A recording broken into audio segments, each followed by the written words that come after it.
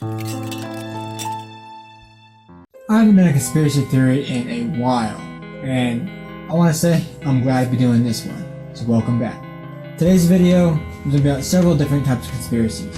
Some you might know about, like the iPhone Apple conspiracy. We're talking about the Russian face app along with 5G. Is a cell tower going up in your neighborhood? Wireless carriers are installing millions of them across the country. Tonight, Julie Watts asked the question you're not supposed to ask. Are there legitimate health concerns? And last but not least, we're talking about potential bioweapons that have been released to the public.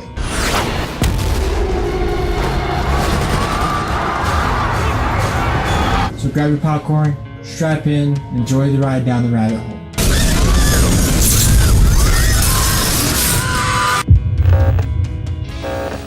You all remember the whole controversy and fears about Apple products. Well, Apple executives say your iPhone is not listening to you. Well, the theory is Apple products listens and secretly records their conversation without us even knowing about it. People say that the blinking light on the phone right next to the camera is really a recording light. It has to be the camera. I'm using the webcam from MacBook, and maybe there's some kind of coating on it or some kind of light filter that could make this light visible. 12:13 p.m. Guys, I really need to change my background. It's so Christmas themed. Wait, oh my god. Wait, do you see that? What is that? Is someone recording me? Wait, on camera, you see that like blinking thing? Do you see it? I don't see that in person at all. Apple came out and said, no, that's not it. This is your sensor for your phone to know when your phone is up to your face so you don't push any buttons. They also say it's a proximity sensor for your Face ID. What really sold me with this Apple iPhone conspiracy is a friend of mine, she has an iPhone. Well, we were watching movies one night, when her kids came up to her hand or something, she said thank you. Now let me tell you, her iPhone was not in her hand or by her, it was on the coffee table, no one touching it. Now Siri responded with you're welcome. Now Apple talks about the privacy policies. At Apple we believe privacy is a fundamental human right. And with so much of the information you have the right to keep it private. Well, on April 4th, 2019, Apple revised your privacy policy and they explain how they use your information. Your privacy is important to Apple, so we developed a privacy policy that covers how we collect, use, disclose, transfer, and store your personal information.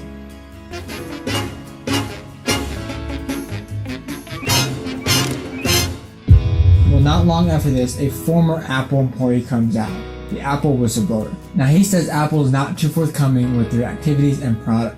This morning, Apple admitting that its workers can listen to what you say to Siri. This comes after an anonymous whistleblower reportedly told The Guardian newspaper that human contractors listen to recordings of some conversations. He says Siri is not only activated when you say your name or push the button. Siri is also activated by wake words. Now, 2018, Galvin Williams, a defense secretary, was interrupted by Siri in one of their meetings, talking about Syria. Several hundred terrorists who remain in outposts in the Euphrates Valley and surrounding areas. I found something on the web in Syria. Syrian Democratic Forces supported by premonition. What a very rum business that is. No, but I do apologise for that. It is very rare that you're heckled by your own mobile phone. Indeed. Now this former employee, Apple whistleblower, says, and I quote, there have been countless incidences of recordings featuring private discussions between doctors and patients, business deals, seamless criminal dealings, sexual encounters, and so on. These recordings are accompanied by users' data showing location, contract deals, contact details, and app data. End quote. Apple responds with Siri needs to listen to our conversations. She needs to record our conversations to learn better ways to fit our needs. Only 1% of this function is activated on Siri a day. Still, that's 1% she's listening in and recording in our conversation. Apple did not deny the allegation, but also emphasized to NBC News that only a very small random subset, less than 1% of daily Siri utterances, are used for analysis, and that Siri recordings are not attached to your Apple username.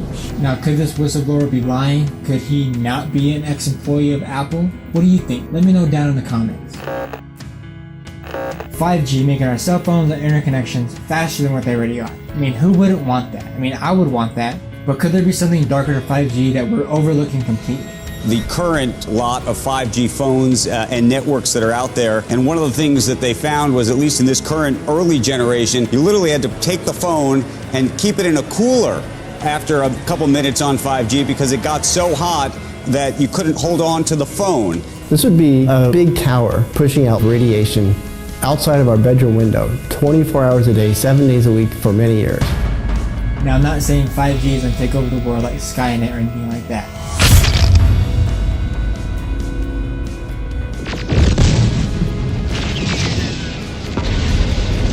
But maybe there's some health risks to 5G that we're completely overlooking. A few countries have already banned 5G, and that's just the 5G testing. Belgium and Switzerland banned them because of the radiation laws. But why is America pursuing 5G so hard? We cannot allow any other country to outcompete the United States in this powerful industry of the future. The race to 5G is a race America must win.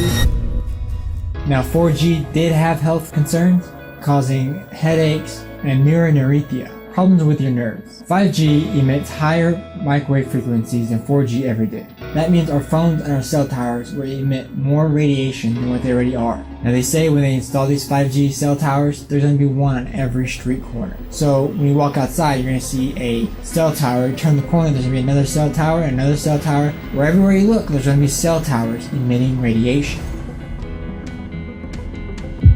Some people claim these cell towers can cause cancer, and it's not safe for kids. Now, I really didn't believe this until I came across a news story. 4 kids were diagnosed with cancer from the same school. Now, what was on the school grounds? Cell towers. Parents outraged tonight after a 4th child is diagnosed with cancer at a San Joaquin elementary school, and parents believe it's because of radiation caused by a cell tower at the school. It's one of the hardest things I've been through. Joe Prime's son Kyle was the first, diagnosed with kidney cancer in 2016, and 2 more kids were diagnosed this year. They believe it's this cell phone tower that's harming their kids. These kids shouldn't be guinea pigs, and we shouldn't be taking chances with the children's lives. The district has had several tests done saying the tower is safe and meets federal regulations, but some families weren't convinced and hired an expert. I wouldn't send my kids there at all. It absolutely is dangerous. Eric Windheim is an electromagnetic radiation specialist and found levels far higher than the district's expert. He says it's not just a cell tower, it transmits wireless frequencies. Instead of only going 300 yards like regular Wi-Fi, WiMAX can go 30 miles. Parents want the mast removed, but the district won't budge. A senator, Patrick Colbach, testifies against 5G. He says 5G is dangerous and we shouldn't be using it. The health impacts associated with wireless radiation, when you actually read the laundry list of adverse health impacts, are much more significant than even PFAS and what you see with lead in the water system. We're talking about carcinogenic effects due to tumors. We're talking about issues with DNA replication, which can lead to adverse issues and ties to autism and other impacts as well on it. The studies have also shown that the people most susceptible to these adverse health impacts are the youngest among us, because their blood-brain barrier has not been fully developed. That's why people are concerned about that. That in Article 4, Section 51 of our Michigan Constitution, our primary concern is supposed to be the health of our citizens. That is supposed to be the primary concern. FaceApp making young people seem old, an app that took over the world within one night. This morning, the app gone viral that has users Benjamin buttoning their own faces. The internet sensation called FaceApp taking over social media in just the last 24 hours. Celebs like Dwayne Wade and LeBron James, the Jonas Brothers and Kevin Hart all posting their FaceApp pics. This specific conspiracy is kind of small, depending how you look at it. I would say this conspiracy theory makes you look over all your terms and agreements. Do you really read your terms and agreements, or you just click on it? I don't want to pressure you, but why don't we take a teensy little look at the contract? Theory goes you sign away information in your cell phone, well, your pictures and videos, maybe even more, with just a click of a button. Now all that information is sent to Amazon servers in America, and then it is transferred and sent to St. Petersburg, Russia. Now the privacy policy reads, you grant FaceApp a perpetual, irreversible, royalty-free license to use, adapt, publish, distribute your user content. in all media formats. When you post or otherwise share, FaceApp is allowed to use your name and any likeness provided by any media format without compensation, and you won't have any ability to take it down or complain about it. It will also not compensate you for this material, and it will retain the images long after you delete the app. So basically, you sign away your identity, your name, your pictures, your videos, just to see how you'll look in 50 years within 3 seconds. Now, some say that this Face app also uploads your pictures and videos to social media without you even knowing. Now that's a complete invasion of privacy. But hey, you clicked the button, you didn't read the terms and agreements. And I get your soul. I've talked about biowarfare, end of the world theories on the channel before.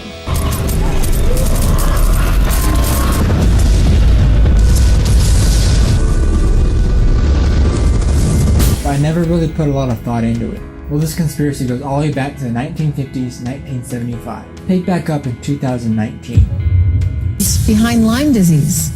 We know tick bites cause the illness, but now there are questions as to what role our military may have played in creating this whole problem. Congressman Chris Smith points to a secret Army bioweapons program to weaponize ticks in the 1950s. The theory goes the US government experimented on ticks and insects around this time, injecting them with all these diseases, ranging from 364D rickettsiosis to Lyme disease. Bioweapon specialists stuffed ticks with pathogens to cause severe disability, disease, even death to potential enemies. Now about 300,000 cases are diagnosed a year, with 20% diagnosed with chronic Lyme disease.